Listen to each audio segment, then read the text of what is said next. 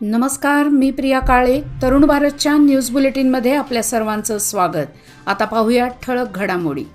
स्पंदन hospital समोर एका तरुणाची निर्घृण हत्या केल्याची घटना काल रात्री उघडकीस आली होती. या घटनेचा भयानक प्रसंग सीसीटीव्ही कॅमेरामध्ये कैद झाला असून 3 आरोपींनी पाठलाग करून खून केल्याचं सीसीटीव्ही फुटेजमध्ये स्पष्ट दिसत आहे. दरम्यान या सीसीटीव्ही फुटेजच्या आधारे पोलीस आरोपींचा शोध घेत आहेत. रामनगर वड्डरवाडी येथील नागराज गाडी वड्डर या तरुणाचा बुधवारी रात्री 10:30च्या सुमारास धर्मनाथ सर्कल येथे दगडाने ठेचून खून करण्यात आला होता. दरम्यान कायदा व सुव्यवस्था विभागाचे डीसीपी शेखर, एसीपी कट्टीमणी यांनी भेट देऊन पाहणी केली. या प्रकरणी बेळगाव माळमारुती पोलीस ठाण्यात गुन्हा दाखल करण्यात आला आहे. माजी नगरसेविका व तिच्या पतीने बालनिवास केंद्रासाठी महापालिकेकडून घेतलेल्या जागेवर दुकानगाळे उभे करून ते भाड्याने दिले आहेत. त्याचा करही भरण्यात आलेला नाही. त्यामुळे संबंधित इमारतीला टाळे ठोकावेत असा ठराव महानगरपालिकेच्या अर्थस्थायी समितीच्या बैठकीत आज करण्यात आला. गाळे लिलाव करताना महापौर, उपमहापौर तसेच स्थायी समितीच्या अध्यक्षांना प्रथम विश्वासात घ्या, त्यांना याबाबतची प्रत द्या, त्यानंतरच गाळे लिलाव प्रक्रिया करण्याची प्रक्रिया राबवा असे सुनावण्यात आले. या बैठकीला उपमहापौर रेश्मा पाटील, उपायुक्त रेश्मा तालीकोटी, भाग्यश्री हुग्गी यांच्यासह इतर अधिकारी व नगरसेवक उपस्थित होते. SBI बँकेच्या ATMमध्ये पैसे काढून देण्याच्या बहाण्याने वृद्धाला फसवणारा भामटा सीसीटीव्ही फुटेजमध्ये कैद झाला आहे. 2 दिवसापूर्वी रिसालदार गल्लीतील ATMमध्ये हा प्रकार घडला होता. दरम्यान या घटनेची पोलीस स्थानकात नोंद झाली असून त्याचा शोध सुरू आहे. कारवार येथील उद्योगपती नायक यांच्या हत्या प्रकरणी बेळगावच्या हिंडलगा कारागृहात शिक्षा भोगत असलेला कुख्यात गुन्हेगार बनंजे राजा याची तब्येत बिघडली असून कारागृह पोलिसांकडून त्याला तातडीने बिम्स जिल्हा रुग्णालयात दाखल करण्यात आले. उद्योगपती नायक यांच्या हत्या प्रकरणी कुख्यात गुन्हेगार बनंजे राजा याला न्यायालयाने दोषी ठरवून जन्मठेपेची शिक्षा सुनावली आहे. बेळगाव शहर पोलीस आयुक्त सिद्रमाप्पा यांनी आज हिंडलगा कारागृहाला अचानक भेट देऊन पाहणी केली. कारागृहाला त्यांनी दिलेल्या या भेटीला काही विशेष कारण नसले तरी चर्चांना उधाण आले आहे. दासोह म्हणजे केवळ जेवण नव्हे तर ते एक दार्शनिक रूप आहे, हे शिवशरण नुली चंदय्या यांनी आपल्या कार्यातून सिद्ध केले असे विचार ज्येष्ठ साहित्यिक रमजान दर्गा यांनी व्यक्त केले.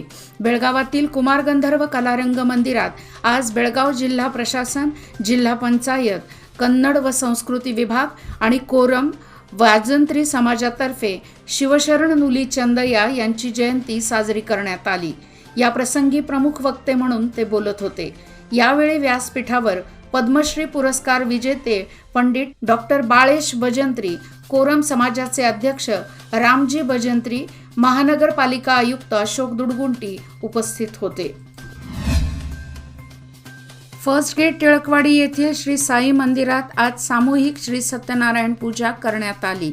परिसरातील अनेक भाविकांनी या पूजेला उपस्थित राहून दर्शन घेतले.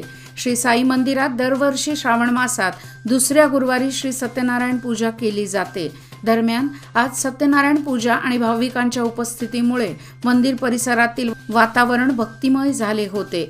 हा कार्यक्रम यशस्वी करण्यासाठी साई मंदिर प्रशासक बाळेशाबाई, क्लार्क किशोर कुरिया, शशांक किणेकर, लक्ष्मी घोडके आणि परशुराम गुरुजी आदींनी परिश्रम घेतले. AIFच्या वतीने आयोजित सब ज्युनियर्स नॅशनल चॅम्पियनशिपसाठी कर्नाटक अंडर 14 फुटबॉल संघात श्रेयस पाटीलची निवड झाली आहे. श्रेयस पाटील हा अष्टपैलू खेळाडू असून गेल्या 4-5 वर्षाच्या प्रवासात त्याने सर्वोत्तम कामगिरी केली आहे. BFC अकादमी बेंगलोर आणि GIIS स्कूल बेंगलोर यांच्याकडून खेळलेल्या सर्व स्पर्धांमध्ये श्रेयस सर्वाधिक गोल करणारा ठरला आहे. खानापूर नगरपंचायतीच्या सफाई कामगारांना गेल्या 4 महिन्यांपासून वेतन देण्यात आलेले नाही. त्यामुळे सर्व सफाई कामगार उपोषणाला बसले असून जोपर्यंत मुख्य अधिकारी राजू वठारे यांची बदली होत नाही तोपर्यंत आंदोलन सुरूच ठेवण्याचा निर्धार केला आहे।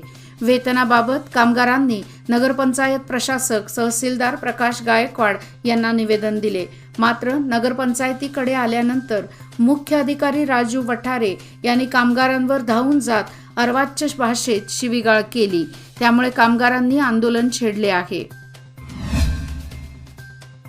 राज्य सरकारच्या महत्वाकांक्षी गॅरंटी योजनांपैकी गृहलक्ष्मी योजनेस जमखंडीतील बसव भवनमध्ये भाजप आमदार जगदीश गुडगुंटी यांनी चालना दिली।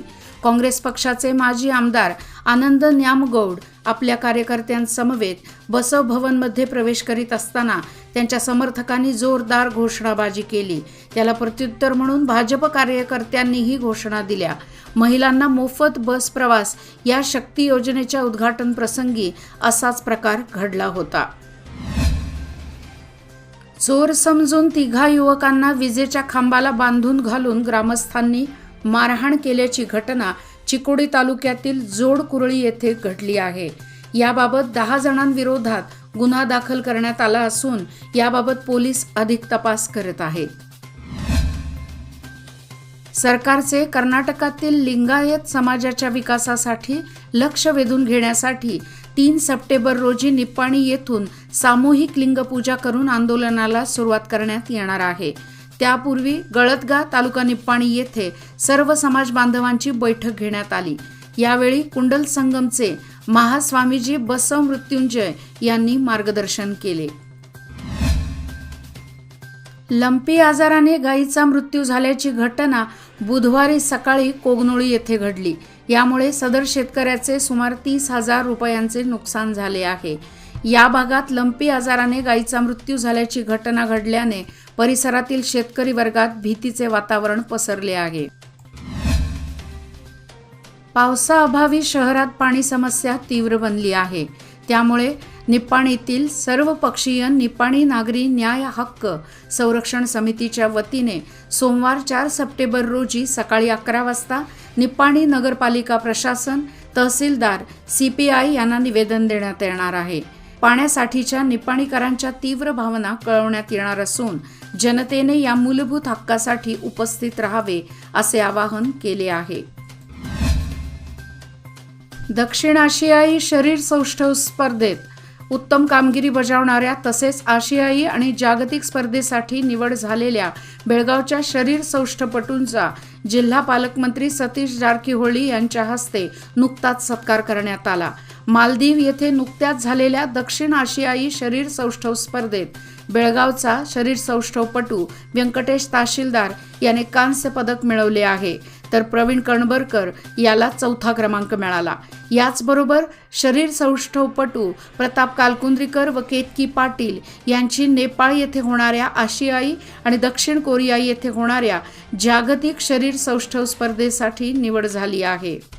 याचबरोबर आजचे बातमीपत्र इथेच संपले। अधिक माहिती आणि ताज्या घडामोडीकरिता पाहत रहा तरुण भारत न्यूज चॅनल। तसेच आमच्या चॅनलला लाईक, शेअर आणि सबस्क्राईब करायला विसरू नका आणि विश्वासार्ह बातम्यासाठी दररोज वाचा दैनिक तरुण भारत। धन्यवाद।